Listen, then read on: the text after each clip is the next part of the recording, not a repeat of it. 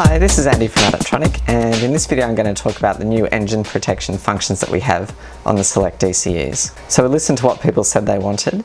We also did our own research on different failure modes that we've seen, and also ones that we've caught and been able to avoid, and we've come up with this set of engine protection functions. This should cover 95% of applications, but still be simple enough to set up. Firstly, the way that we've implemented it is when the ECU goes into engine protection mode, it gives you a lower rev limit, rather than cutting all power to the engine at all RPM. So you can specify the rev limit here, and a typical value might be say 2,500 or 3,000 RPM. This means that if you've got say a slightly low fuel pressure, you can still move the car around, get it back to the pits or whatever. The protection mechanism is set the same as the overboost protection, so you can either cut fuel, ignition or both. There are 5 different failure modes that can be detected using this system. The first 3 are pressure related: oil pressure, fuel pressure and auxiliary pressure. To use any of these, you must use a standard Honeywell or Texas Instruments 0 to 150 psi, half a volt to 4.5 volt sensor. You can buy these from our online store, or they're actually the standard oil pressure sensor on the LS1 engines and probably the other LS engines as well. Now, a lot of people that have been asking about engine protection are already using the external 0 to 5 volt input on the ECU for some other function. So to be able to get this data into the ECU,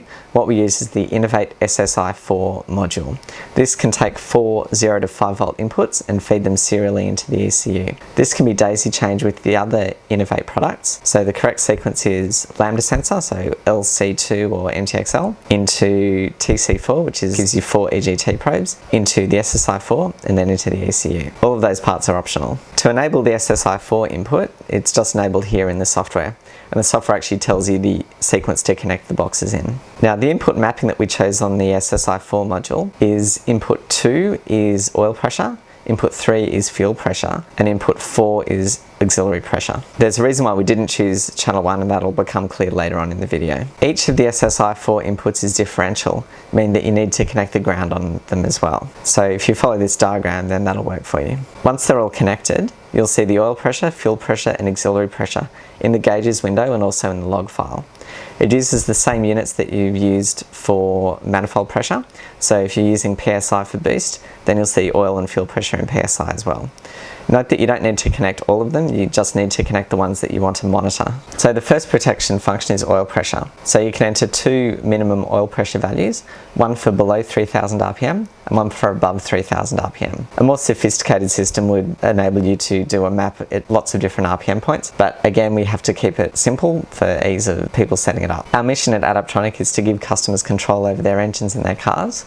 So the simpler we can make it, the better, because the easier it is for people. So everything should be made as simple as possible, but not simpler. If you're not using the oil pressure function, then just leave those numbers at 0. You can also enter a minimum fuel pressure in this field here. Now, fuel pressure is differential, so it's measured between the fuel rail and the intake manifold. The fuel pressure sensor itself is a gauge sensor, and that's what's reported on the gauge window. It's the gauge pressure. So the ECU internally calculates the differential fuel pressure by subtracting the manifold pressure from the fuel pressure. And if that differential pressure goes below the minimum that you've set in this field, then that will trigger the engine protection and give you the lower RPM limit. For those of you not familiar with how manifold reference fuel pressure regulators work, there's an excellent article on the TurboSmart website here. The third channel we call auxiliary pressure, for people that just want to measure something else. Originally this was intended for people wanting to use water meth injection and worried about their pumps falling over or they're running out of fluid. So that's what this function's for. Again, it follows the same logic as the other ones. If the pressure falls below that value, then the ECU goes into engine protection mode and gives you the lower RPM limit. If a sensor fails, then you'll just see a dash in the gauge window and in the log file. That channel will also be disabled from engine protection. So this could mean that we either lose communication with the SSI4 or the sensor itself gives a voltage at 0 volts or 5 volts. When the ECU is in engine protection mode, you can hit the F11 button, and in the window at the top, you can see the reason why the ECU is in fuel cut. This also appears in the log file. And even if the fuel or ignition cut is very short, it appears in the log file for about another half a second, so that will help in diagnosing very short shortcut problems. The fourth protection function in the ECU is Leanout protection. So this is very simple. The ECU just measures the actual AFR and subtracts from it the target AFR. And if that difference is greater than a value that you specify, then it says that the engine's leaning out and will go into engine protection mode. So you can specify whether it's half an AFR point for petrol, or 1.0 or 1.5 AFR points. And you can also select whether it happens immediately or if it has to be sustained for half a second. Note that to use this function you have to set up your target AFRs correctly and the engine has to be fairly well tuned, otherwise you'll get false positives all the time. The last protection mechanism is one that I haven't seen on any other aftermarket ECUs. I'm not quite sure why.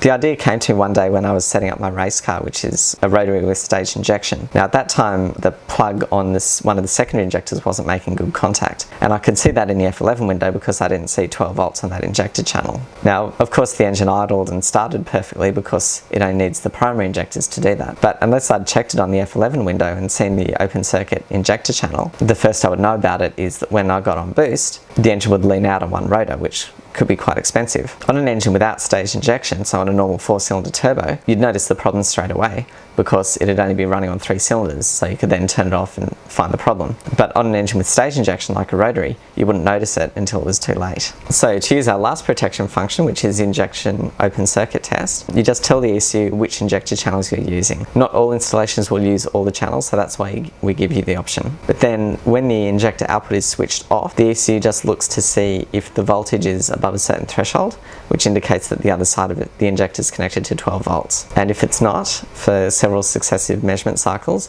then it flags an open circuit error for that injector and gives you the lower RPM limit. Now in the log file and in the F11 window, it doesn't tell you which circuit is open circuit, but you can see that very easily just by looking at the injector voltages in the F11 window. Now the last function that we're going to discuss is something that I didn't really want to do, but enough people want to do it that we had to provide a solution for them. So this is for people who are using a wideband oxygen sensor which only has an analog output. The AEM ones are very popular, and if you're trying to use engine protection at the same time, then you can't use the serial output of the AEM and the serial output of the SSI4 at the same time. So what you can do is you can take the output of the AEM gauge and feed that into channel 1 on the SSI4. Now, when the SSI4 is manufactured, they configure channel 1 as an RPM channel by default. So we need to change that to be a 0 to 5 volt input instead, and you need to use Innovate's LM programmer software to do that. Here's where the option is to change that. So once you've done that, then in the gauge window it shows you what channel 1 is reading as a voltage in millivolts,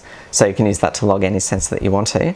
But if you want to use it for an oxygen sensor input, then you just need to select get the O2 input from the SSI4 instead of from the ECU input, and then the ECU will read it from there instead of from the input on the ECU pin. Now, one last word of caution. I seem to repeat myself a lot about this, but there are several different calibrations of the AEM gauges. They keep changing them from one gauge to the next. There are at least 3 that I've seen. So the first one is 10 to 1 AFR is 0 volts and 20 to 1 AFR is 5 volts. So for that one you need to select UA-Go 0 to 5 volt on spare input. The second one that I've seen gives you 0 volts at 8.4 to 1 and 5 volts at 19.4 to 1. So this is the one that's labelled AEM 0 to 5 volt. And the last one is half a volt at 8.5 to 1 and 4.5 volts at 18 to 1. And that's this option here in the drop down menu. If you don't know which one you have, then you need to consult the documentation that came with the gauge when you bought it, or if you don't have that anymore, then contact AEM and ask them for the calibration of the gauge that you have. The fact that there are so many different calibrations is one of the reasons why we prefer to get the serial data from Innovate, because that's a well-defined protocol and it's common between all their lambda sensing products. Thank you very much, and for any more information please go to adaptronicecu.com.